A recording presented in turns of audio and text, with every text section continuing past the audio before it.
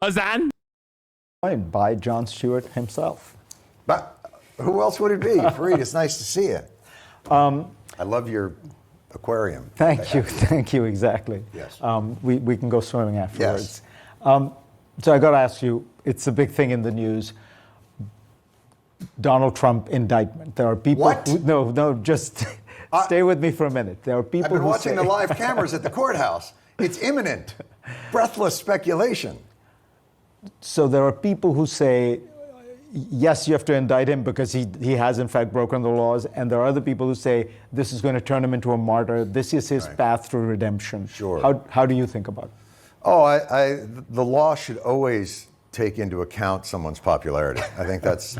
I mean, what's happened to our country? It's as though you can't even commit financial fraud anymore. You can't inflate the value of your properties when you need a loan and then deflate it with taxes. I mean, the next thing you know, they're going to send you to jail instead of your lawyer and your accountant and your campaign manager and everyone else around you. The idea that someone may face accountability. I love that Fareed Zakaria doesn't give a shit. He's just like not giving him anything. I mean, Jon Stewart is right, okay? He's right. This is a very libbed up conversation to be having.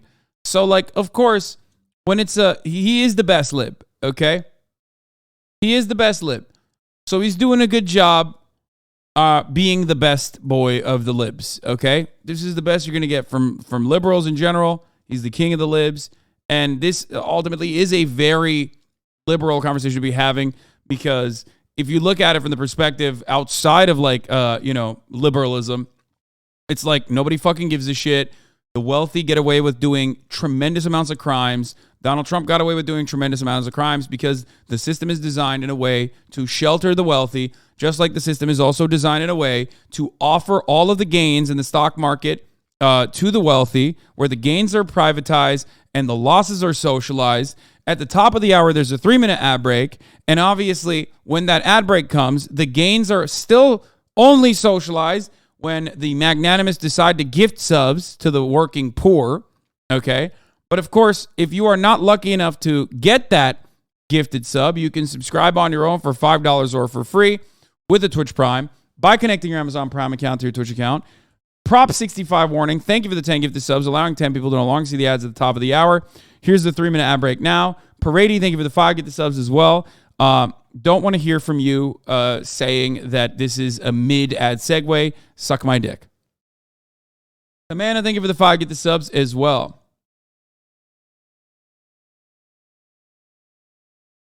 Hasan, are you going to cover the school shooting in Nashville? The FBI are on my street right now. Apparently, the school shooter was my neighbor. I already covered it, and we've moved on from it. You want to know why? Sakura Gore, thank you for the 25 get the subs. Holy shit. You want to know why we covered it and moved on from it, even though it's only been like 2 fucking hours since we started?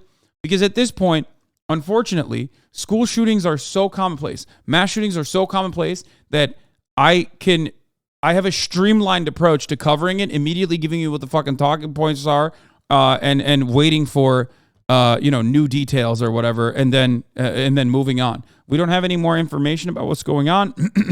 When we get more information, I can talk about it, but it's just like odd. Like there's nothing to talk about other than give you some of the details and then address some of the misinformation that's going on. Yeah. So nowadays, oh, this clip is better. Okay, well let's watch this first, and then we'll. Who's that rich and powerful is outrageous, and this country should. Rasington, thank you for the 10 gifted subs. But what if it turns out to be his get out of jail free pass? It's his path to people will see him as a martyr. Okay. You're okay with that? He could become president again. He could become president anyway. Fareed, we either have the rule of law or we have no rule of law. The rule of law does not take into account. Dude, Fareed is fucking crazy for being like, oh, this law, like this court case might actually trump Trump's popularity. CNN has done this every single time. I've been yelling at CNN. I have been yelling at CNN. I feel like we are literally repeating the same cycle. Okay? CNN has been doing this since Donald Trump came down that goddamn escalator. Okay? They literally are like, well, this is going to increase Trump's popularity. It's like, first of all, you're going to increase Trump's popularity. Okay? Like, shut the fuck up. You're doing that. You're doing that. You're doing that every day. Okay? It's mind-boggling that they're still being like, well, should we even prosecute him? Because, like, what if he becomes more popular? First of all, do I think it might make him more popular? Yeah, of course. It's super sick to, like, beat the case, okay? You go in, it's like a bullshit fucking, it's a bullshit violation. It's literally the weakest one they could catch him on, okay? It's, like, almost hilarious that they would get him on this little, like, minor thing that, like, other presidents have actually gotten away with by paying a fine, okay? That part is true. That part is definitely true. But what Jon Stewart is saying is still also true, which is that what are we doing here? Like, we should hold presidents to account. Like, what the fuck is this kind of what is this mentality that we're like, oh, well, he might become more popular in prison, so we just can't do anything about it. It's so stupid. If that might make you a martyr to somebody, I'd much rather have the conversation be, what is the law? What exactly are we saying that he did? His lawyer went to jail for this same situation for a couple of years. So what is the crime? Is it a crime? There are people who say it's selective prosecution, that this would not... Everything is selective prosecution. The reason why Donald Trump became popular in the first place, and the reason why these populist movements, is that the citizenry have become fed up with the lack of accountability for those in power. We have no accountability in our financial systems. We have no accountability for the bankers. I mean, our Congress trades stocks with information they get making laws, and they do it. Hit him on that. Great success. Speak on it. And they won't stop it because they're the ones in charge of making the law about it. I love that. And instead of I love that. bringing accountability to the rampant corruption that is surrounds our government and our financial systems, the Supreme Court just changed the definition of corruption. Rather than prosecuting it, rather than holding people accountable, they just went, how about this? Okay, why don't we just say this? It's even better than that, was that they said, you politicians, you think that's corruption because you're engaging in it, but we actually don't think it's corruption. And we're going to tell you, don't worry about it. You can influence peddle as long as you don't explicitly say, by the way, this money is so that I may influence this law specifically. And you have to lay out. Like, that is what has the lack of confidence that people have in the system is, and you even see it throughout the media, even that conversation.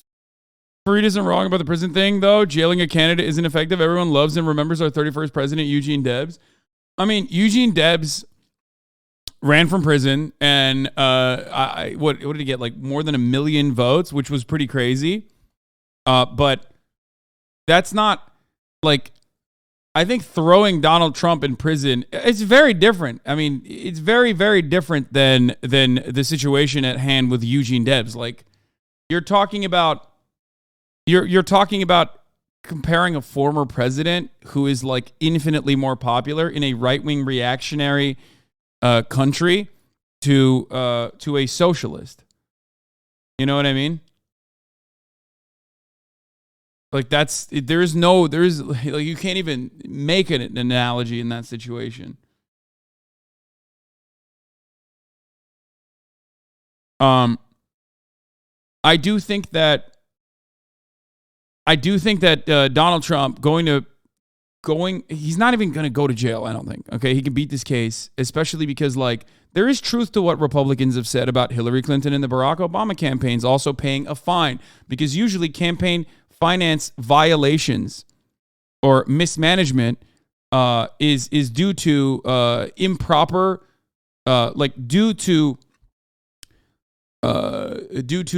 accounting, or just not classifying specifically what you're paying someone for. And in Trump's case, like, what ended up happened as a consequence of, like, not properly filing. exactly what they were paying for. And for this reason, I don't think that he would go to jail for this anyway. Especially when there is so much precedent for other candidates also just like paying a fine for much larger numbers even. So I don't know. Compliances are a huge thing, but rarely you go to jail. Yeah, I mean it's like a misdemeanor charge that's like trumped up to a felony, but ultimately it doesn't really matter. Because like it's funny, it's laughable, it's fun. I want him to go to jail. It would be super sick. It would be even funnier if like someone tried to break him out of prison. Like I'm in it for the content. Does that make sense? Like I'm not saying that this is going to like truly stop Donald Trump. If anything, it might make him more popular, might make him more relevant. He needs to do a couple different things though. He does need to like start baiting on Twitter again. You know what I mean? He's not doing enough of that.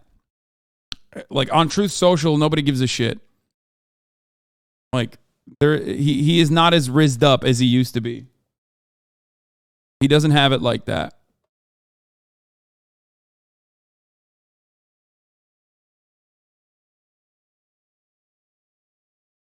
I thought he's still banned on Twitter. No, he's not. He just doesn't post because he's posting on Truth Social. But like, I think that is actually harming him a little bit because he needs to be antagonizing media more. He needs to be antagonizing the media more so that the media covers him. But as it stands currently, the media doesn't really cover him all that much because he's not top of mind all that much. So, when the media doesn't cover him and he doesn't have a direct way to talk to his audience or a broader audience, he's going to fall off a little bit.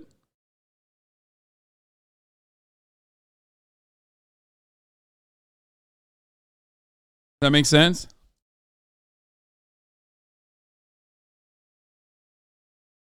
Conversation. Should we not? It's but he's popular, and then it might make him more popular, but not less popular. Did he do something wrong? What was it? Explain that to us. What is the law that he supposedly violated? What are the ramifications of it? I don't see him ever actually going to jail. I personally don't even care. I just want a system that somehow finds a consistent accountability. So in many ways, at least for me, you created or defined American political satire. How has that changed? I mean, it feels to me like the stuff you did, the showing the video and then commenting, it's become, everybody does it. And it's not even.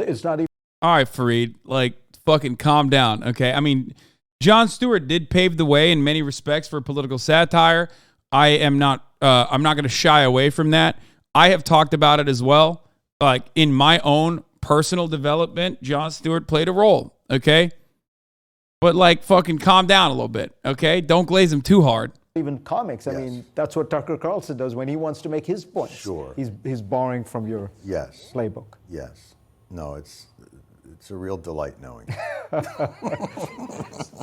It's always good to arm the most cynical. And Hasan gets so jealous when his chat admires someone who isn't him. What do you mean? Guys, I admire Jon Stewart. Chatter, what the fuck are you talking about? I just said Jon Stewart was formative in my development. Okay? Like, what? Worst people in media. But do you look at it and say, now this whole thing is commoditized? Well, it was, listen. Oh my God, Hasan, stop being such a soy boy. All the fucking idiots are in the chat today. I mean, we were selling Budweiser. It's always been commoditized. I think it's, there's a lot of talk of, so exposing absurdity or exposing hypocrisy. What's the point? Well, the point is that this is a relentless fight. They always talk about, the arc of the moral universe is long, but it bends towards justice. But it doesn't bend towards justice by gravity. Like, you have to bend it. And there's a bunch of people trying to bend it back. And you use every tool in your arsenal, and none of them will be, the one thing. There is no panacea. It takes, all those different things doing in Washington over these past few years gave me a great understanding of how things actually get done incrementally and sometimes in one fell swoop. But our country is held together by hundreds of really talented legislative aides. Their bosses, many times, are wind-up dolls who really don't know. I mean, half of it, if you go down there, especially the Senate, is like an assisted living facility. Like the intramural sports at the Senate. So, it's held together by these legislative aides that are relentlessly trying to do the right thing, and by the thousands of grassroots activists that are trying to get access. And they're blocked by a moat of lobbyists and moneyed interest that prevent the people in that building from doing the work that best benefits all the people outside of that building. And that's the process. So you have to use every tool you have to permeate that force field. But presumably the people there who are Republicans, who are conservative Republicans, those aides think they're doing the right thing and they're trying to get across their... Sure. But they're doing it, they're honest. Okay, this part of the interview sucks, but from what I understand, this part of the interview is actually very good, where he spits a little bit. GOP resorts to culture wars because they're out of ideas. It's going to be a fucking classic HasanAbi style rant, I suspect. When you watch Republicans campaign against Democrats, they don't campaign much on what they used to, which was, the Democrats were big spenders or whatever, It's all about critical race theory. Sure. And it's all this cancel culture stuff. Yes, the biggest problem. Why does it work, and what should Democrats do? Are they falling for a bait in doing this? How would I respond to this? Probably in the exact same way that Jon Stewart is about to respond to this, which is that culture wars are the only thing, wedge issues are the only things that the Republicans have, because they recognize now that the actual advocacy for deregulation and the actual advocacy for, underfunding our social safety nets is genuinely unpopular. The reason why it's genuinely unpopular is because it actually harms people. So they have to hit the culture war agenda over and over and over again to deflect away from the real problems. Okay? Why are you saying baited, hostic debate? What are you guys saying? Now, there was a delicate balance in the way that they used to hit the culture war button, and now they've actually gone a little too far, and that's why you're seeing a genuine electoral consequence for the Republican Party, because they are, like I said, a victim of their own success. Oh, because he said baiting. God, my chat is so... Doesn't matter what we're fucking talking about. It's just, we are so pepega on this fucking platform. Anyway, but that's it. That's the point. They have, if they openly talk about what their agenda is, which is like stopping poor people from getting access to a decent quality of life, or stopping corporations from having a profound amount of influence and control over things that would be otherwise like necessary for survival. Gatekeeping healthcare, things of that nature, which is what the Republicans and even the Democratic Party in unison collectively advocate for, whether openly or secretly, it doesn't matter. The outcome is still the same, right? They can't talk about that shit, so they have to talk about like new villains every day, LGBT, liberals, or a manifestation of liberalism in the form of like black people getting any kind of civil liberties or any kind of equality. All of those things, or woke culture, CRT. It's basically the same repackaged fascist propaganda that's been around, that gets recycled and reused in perpetuity. And they're doing that because it's a very, very good mechanism of control. It's very good and very successful in dividing the population and making it seem like there are genuine formative differences between the two bourgeois parties, which are operating at the behest of corporations and the mega wealthy. There is no genuine divide when it comes to when it comes to military spending. There is no genuine divide between the Democratic Party and the Republican Party. There's no serious, meaningful difference in opinion when it comes down to endless military spending, endless warfare, or doing something about corporate influence. Okay? But because of the way that Republicans constantly hit the reactionary culture war button, you can make up differences. Like, well, the Democratic Party don't want to melt gay people versus the Republican Party that wants to. You know what I mean? Talking about these issues. I mean, I don't know if they're falling for a bait, but I mean, I think, again, I don't even think half of the Republicans that do it even mean it. I think they think it works. Emotion. Right. What would you do if you were out of governing ideas? If you didn't know how to govern a country of this magnitude and a country of this diversity, and you basically are running on government is broken, and then when you get in office, you have to be terrible to prove the original premise, like, it must be great to be able to do that. This government doesn't work, and by me not funding it and breaking it, see what I told you? Keep me in power. If you don't have ideas on governing, what do? Well, you do the purposeful distortion field that they create. But it works, and by the way, right? Because it's emotional. Does it work? I don't know. Who's the president? Well, but I mean, it doesn't necessarily work. It gets people upset. It gets them angry. It makes them fearful about threats and hyperbole, and makes them afraid of things that can't even really be defined. Meanwhile, ignoring so many issues that, like, right, it's a kind of real appeal to a base that you stoke up. Right. When Sarah Huckabee Sanders did the response to the State of the Union, I noticed she kept talking about Nobody cares about Sarah Huckabee Sanders. No one has ever watched a response to the State of the Union except for Fareed Zakaria. What the fuck? CRT. She didn't even bother to spell it out to it, because most people, I would assume most average Americans don't know what it. That's so washed. They're not even doing good propaganda anymore. They're so fucking washed, brother. They're literally just like repeating the same outrage cycle over and over again, hoping that it fucking sticks. They're on autopilot. It's not even working right now. Like, they're not even doing a good fucking job with the propaganda. It's crazy, brother.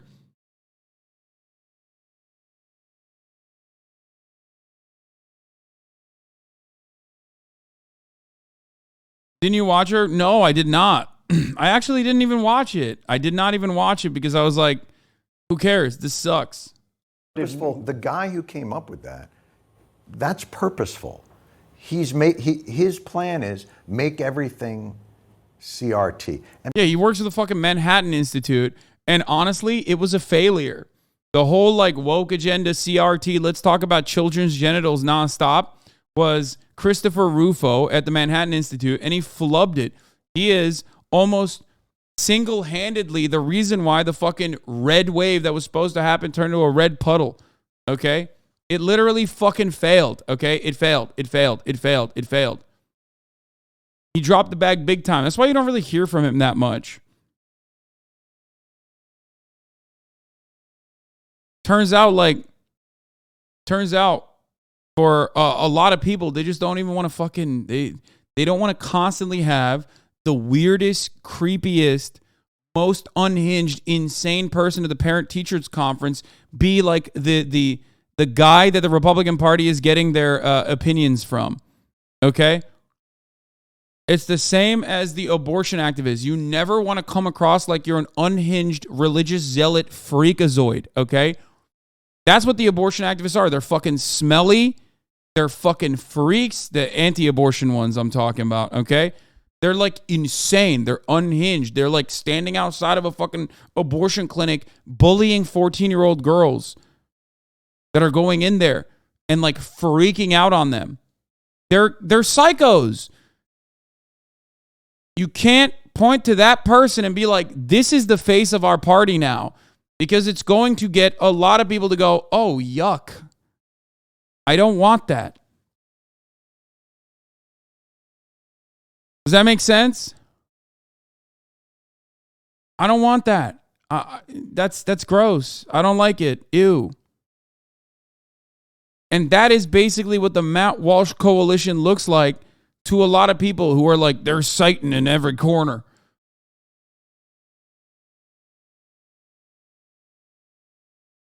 What? I just had the thought, not too much new propaganda or conspiracy theories since Russia invaded Ukraine. You think the war took resources from the troll farms? Brother, it's not Russia pushing this shit. We're doing it to ourselves. Russia does not have enough material power to cause this kind of like a genuine problem in the United States of America. We do it to ourselves. They can like maybe tilt the scales a little bit, but you're crazy if you think it's like Russia that's like doing it.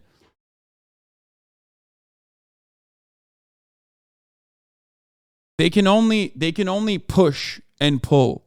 That's it. They can't create.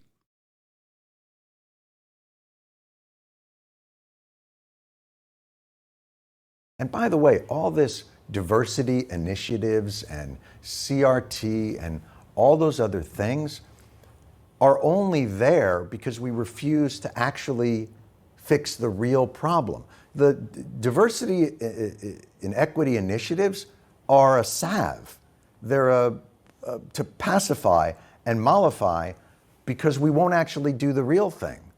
We won't actually dismantle the vestiges of all the systemic racism and all the systemic classism and all the systemic gender issues. We won't actually dismantle that. But what we will do is you can have an office in the building. And every few months, we're going to have to sit and listen to you talk for like an hour. And so we're good, right? Like, it's a country that won't face... That's a good take. I'll explain it like the NFL, right? You know the Rooney Rule? The Rooney Rule in the NFL is...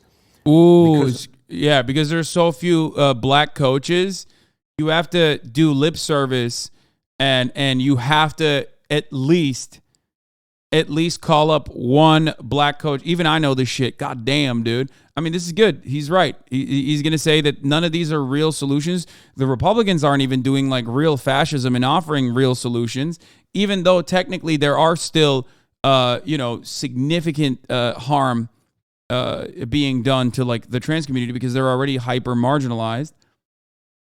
There are so few African-American coaches. You have to at least interview like one of them. So that's the rule now.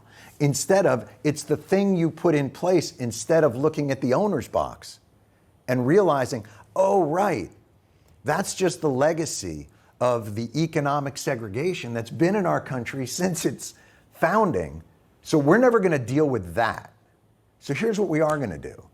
A diversity and equity initiative, we're going to have to talk to one black guy. So are we good? I think we're good. But that's what I'm trying to say is the thing that they're pointing at is the thing that's in place because we won't do the actual thing. You sound like somebody who has a lot of anger and a lot of rage, and yet you're very funny. And that's your takeaway, Fareed? God damn you. Yeah. I mean, I love that. Jon Stewart is a liberal, but like he is right about a lot of the things that he just mentioned. Everything he said was spitting, okay? Maybe with a little bit of too much of a lip sauce, right? And like the center right guy in that conversation turns around and goes, "Oh, you sound real angry." Like, yeah. If you're not angry, you're not paying attention. Like that's the difference.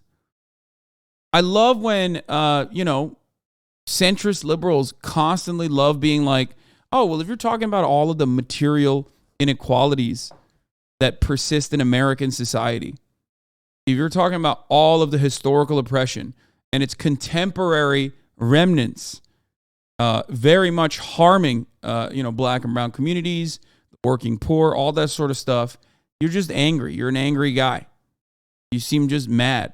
Yeah, I am mad. It's like pretty fucked up. I think it's like messed up that we live like this when, and this is more importantly, when we have the capability of fixing it, but we don't want to do it because, and it seems impossible to do it because the people at the tippy top that have accumulated all the fucking wealth are making money off of it.